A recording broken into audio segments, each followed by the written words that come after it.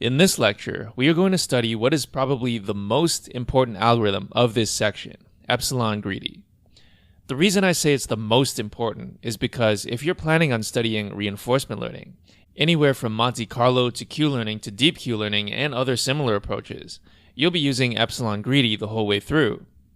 On the other hand, you'll find that the other methods, such as UCB1 and the Bayesian method, often perform better for this particular use case. Overall, however, these algorithms all have the same general API from a programming perspective. They all give you a way to balance exploration with exploitation.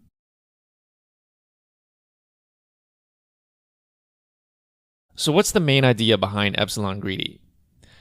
Well, let's remember what the problem is with exploring and exploiting.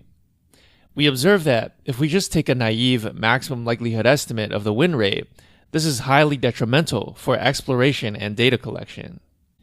We might get lucky or unlucky with a particular bandit and then end up exploiting something suboptimal because the win rate on all the other bandits is just 0 out of 1.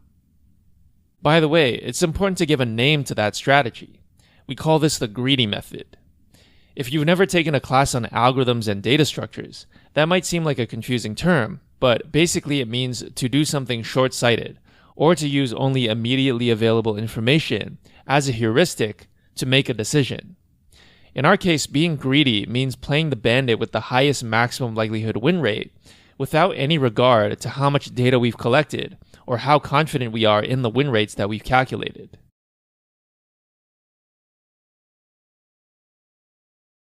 So why is it important to call this the greedy strategy?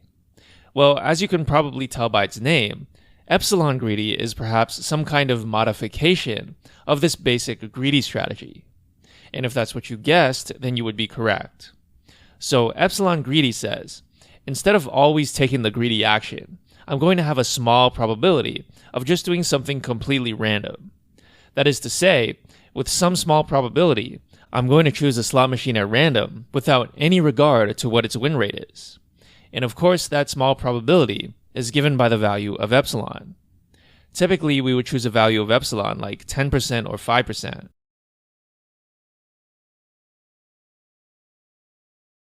If we were to write some pseudocode, here's how greedy and epsilon greedy would compare. Let's assume that for each algorithm, we never stop playing, so each algorithm goes inside an infinite loop. In the purely greedy case, we select the jth bandit, which is the bandit that has the current largest mean. Once we've selected the jth bandit, we play that bandit and collect the reward called x. Remember that x can be 0 or 1 so far. We'll see other cases where x can be a real number, but just hold that thought for now. Once we have x, we can update the estimate for the mean of the bandit we selected. In the epsilon greedy case, there's one extra step where we select the bandit. Instead of just taking the argmax, we start by choosing a random number p between 0 and 1. If p is less than epsilon, we choose a bandit at random from a uniform distribution. Otherwise, we choose the argmax. This ensures that we choose a random bandit with probability epsilon. Now, a common question I get is, shouldn't it be p greater than epsilon and not p less than epsilon? If that's a question you have, I would strongly recommend writing some simple code and checking the frequency of how many times p is less than and greater than epsilon. That should help you clear things up. Finally, the last few steps are the same. We play bandit j and then update the mean for bandit j.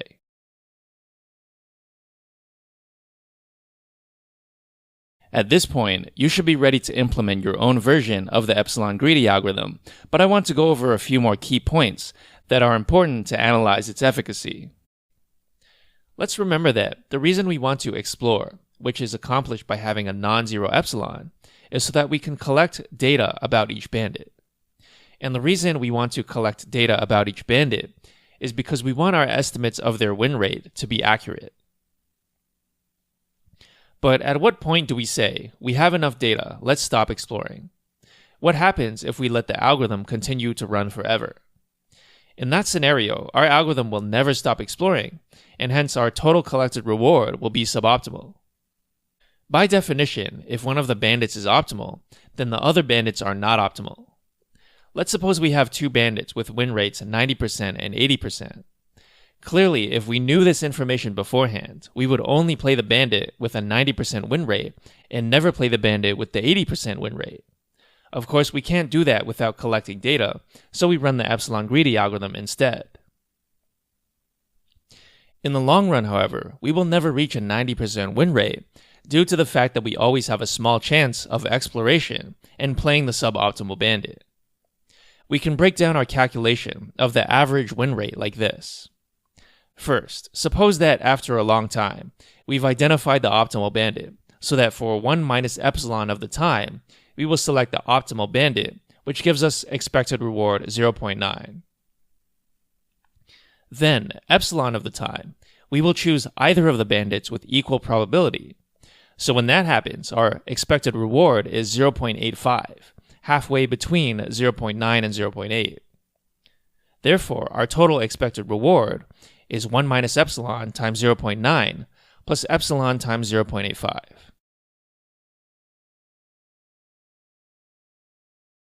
One option to improve this behavior is to have a decaying epsilon.